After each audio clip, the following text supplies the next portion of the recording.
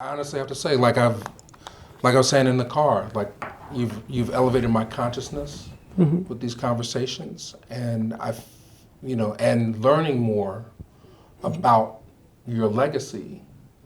Just I'm a big believer in giving people their roses while they're still here. So just in the Well, last, my belief is if you need some roses, I ain't gonna give them to you. It's bullshit. Huh? I hear you. You hear what I'm saying? Yes, sir. You need some roses. It's a game. I'm just happy to know that Joe Morgan feels the way. I mean, people call me and tell me the stuff they saying, and then I'm just happy to know that that they putting the money into it. John Legend. What I didn't know that there's few people ever had a play about them and they're still alive. And that creates some other problems. Because a friend of mine went to see it last night. See, I can't go see it till a certain time. The premiere night. And she said, wow, God, he have studied you. I said, yep. Now, when you come in there to see Turn Me Loose, you're going to see Joe Martin. So if I'm in the room, that fucks this shit up. Because people's looking at me and not him. That's why I just can't get up and go. So they got a time I'm going. It's the red carpet. And then time for my family to go. And they raised $50 million. It's in a theater that seats 120 some, off Broadway. And then they'll get the reviews, and if it's hit, they'll move into Broadway. Thank God that there's folks out there that will hear this alive and feel it. You know, what it's like to be there when they're sitting out there waiting to kill you. You've had so many accolades. I mean, you can't let it go to your head. I ain't never let it go to mine. Niggas made me. If it let it go to my head, you wouldn't be sitting with me. You had to go through bodyguards and go through white folks. Huh? I'm listed in the phone book. Always been. Huh? Always been. Listed in the phone book. Right. Huh? Black folks made me. Huh? They came and listened to me when I was making $5 a night. And when they got through, I was so funny, they pushed me all the way downtown where they couldn't afford to see me. That's why I go back. That's why when the government, Kennedy, cut off the food stamps in Mississippi so the black folk couldn't vote, I went and picked it up. Had 70 tons of food every 2 weeks and paid for it out my pocket. Okay? And then the government got scared and said, well, we're getting bad press. Entertainers doing that, so they cut it off. That's the game. I was just reading one of your books, The Shadow I Fear. Scares me. The scares me. What exactly is the shadow? Is it is it the United States? Like there's a picture of the Statue of Liberty on the cover. Is that the shadow, or is it what's that? Do you remember what that's Yeah, in it is reference right to? there. Right there. The shadow that scares me.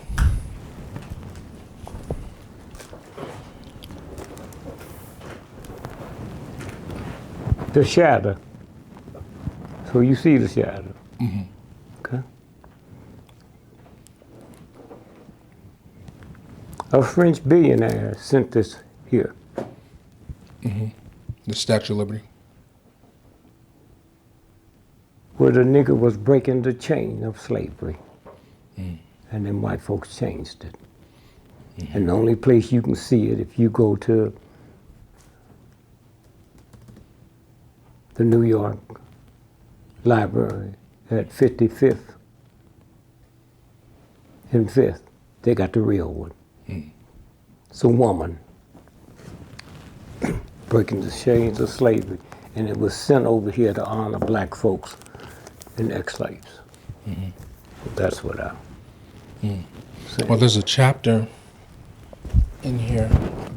America is my mama. Mm-hmm. I mean, can you speak to that? Because so many really like genius level black artists left America, at least for a time, because of the oppression. But what do you mean by America is my mama? I don't know nothing else. I wasn't eating chitlins when I was in Africa. I wasn't eating watermelon when I was in Africa. Huh? I wasn't wearing zoot suits when I was in Africa. I wasn't getting my hair cut when I was in Africa. This bitch is my mama. And yours too. Except I know it's mine. Mm-hmm. That's all I'm saying. Mm-hmm. That's all I'm saying.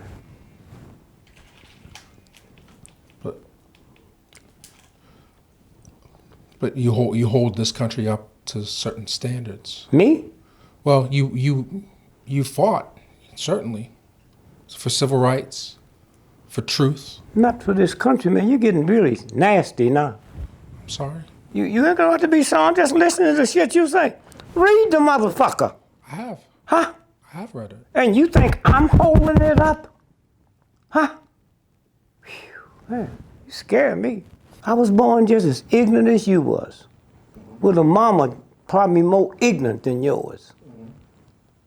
And so don't make like I did something you couldn't do. And them niggas in Africa was doing shit over there with no Harvards and no Yales. Huh? I just told you with the book what the Statue of Liberty really looked like. And that's the shadow that scares me. Huh? Yes. Okay? It's a game.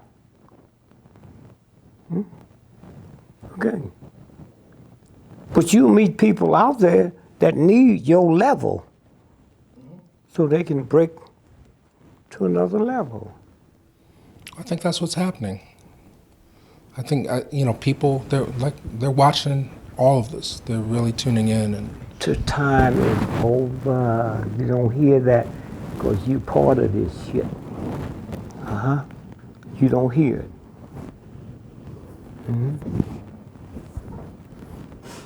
And that's why I ain't told you and telling motherfuckers out there what to do to duck it. Because you're not ready. Simple thing you do to duck it. So, simple. Walk down the street with a motherfucking bodyguard. If I'm your bodyguard, an odor comes off me. That's why they invented perfume. That's why hoes over perfume, because you can't smell who they really are. So if I'm your bodyguard, I'm willing to kill or die for you. There's an odor that you smell. So when the real assassination come up, you can't smell it because you've been busy smelling mine. Huh? All killers have the same odor. Whether you killing to save me or killing to kill me. Simple. That's simple.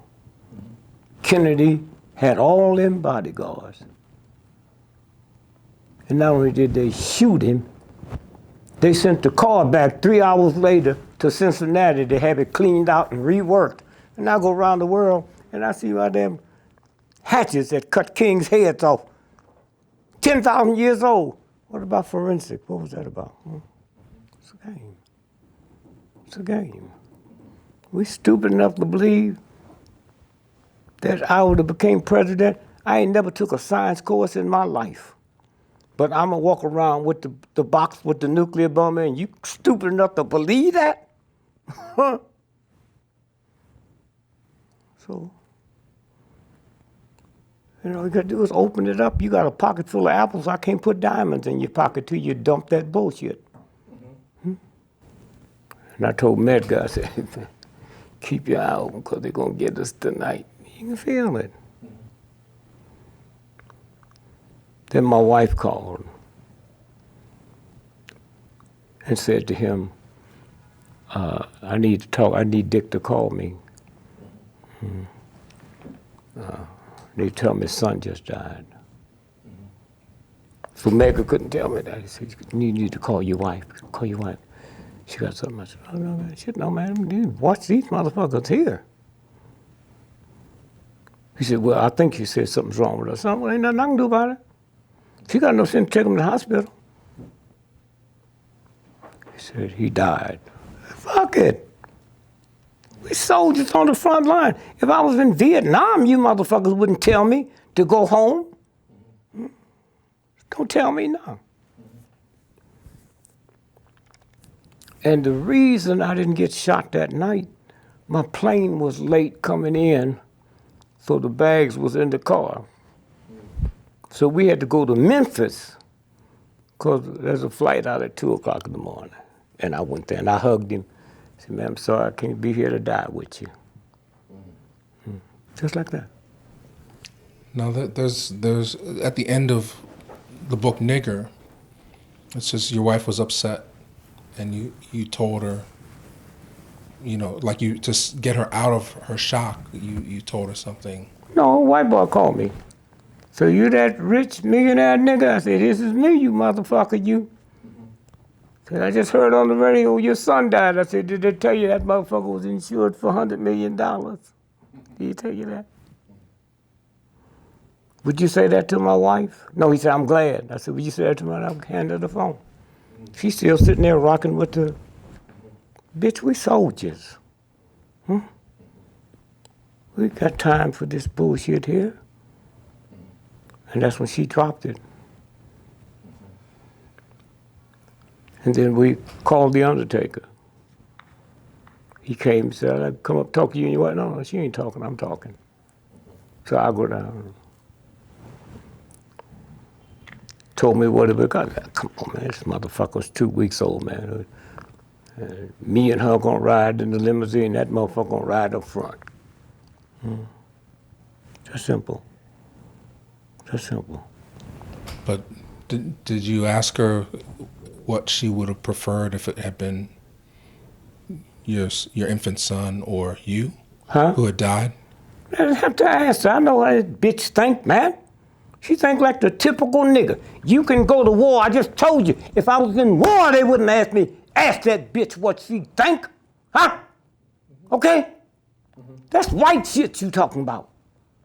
Funerals and all that shit. Putting all that shit outside. That's white shit, huh? I don't have to ask her that, huh? Fuck them children, huh? When that motherfucker come and take you, it don't ask you about your fucking family, huh? So why, when I'm trying to liberate niggas, I got to ask about mine? That's all I'm saying. And fuck y'all, you don't have to understand me. I know me. I know how silly. I know the nigga shit I've done for white folks, huh? I don't get no goddamn permission from you or her. Fuck y'all, okay? I was where you all were, huh? Like I said, white boy coming in and tell all the niggas got killed, they're gonna kill me, okay? I ain't going no goddamn where. Now I know you motherfuckers say, oh, I'll go there. You ain't going no goddamn where. But get the fuck out of here. I'm a soldier, man. That's what a soldier is about. Soldier ain't about family or mama or Mother's Day and that bullshit. And I learned that from this movement. I had a black cop. He was really white enough to be white, married to a black woman, lived in black community, but they thought he was white. So he was at the meeting. And the next day they was gonna rope off the street at 16th and something. And then 2 blocks was all them rednecks, right, with their guns and their pickaxes to kill us. And they said, man, I'm just glad. Just want you to tell the people to cancel the rally. Thank you, man. I went there and got me a bottle of whiskey and went to sleep. Fuck them, these soldiers come out. We come out to die, let's die. So the next day we out there marching. And he see me, he can't talk to me because he's over suspicious that somebody know he a nigga. So he walk up to me and push me and say, what happened? Fuck you. You a state trooper, I'm a soldier. Y'all ain't nothing but punks. So we get to the corner, and I look down, I see them motherfuckers, man.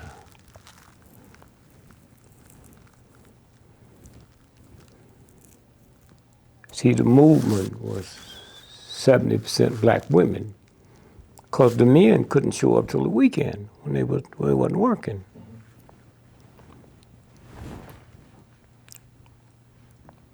So we walking and singing, and now we in front of them. They move over to our side with their guns and shit, their pickaxes. And the sisters just sang, man, and sang and sang and sang.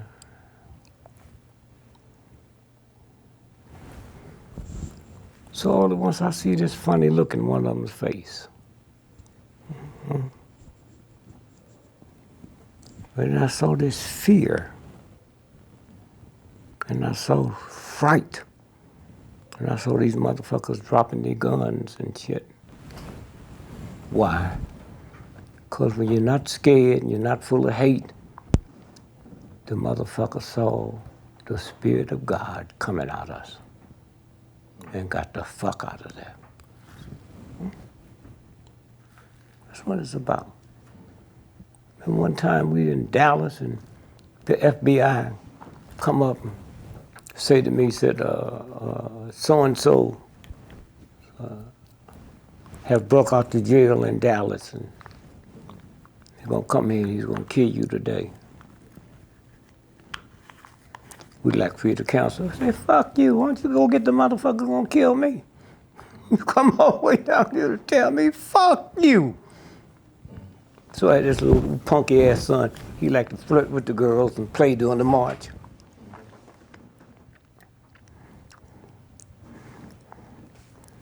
So he back in the back of the line. So I'm marching and I'm thinking, God, man, if this bullet hits me, will it hit me in my head, my shoulder? Will I be able to get down in this ditch? Then all at once somebody come up and touch me. It's my son. Hey, what the fuck you doing up here? He said, I just wanted the right to die with you. You know what I feel like when your son tell you that, man? Mm-hmm. I just want the right to die with you. That's what this movement was about. Are you ready?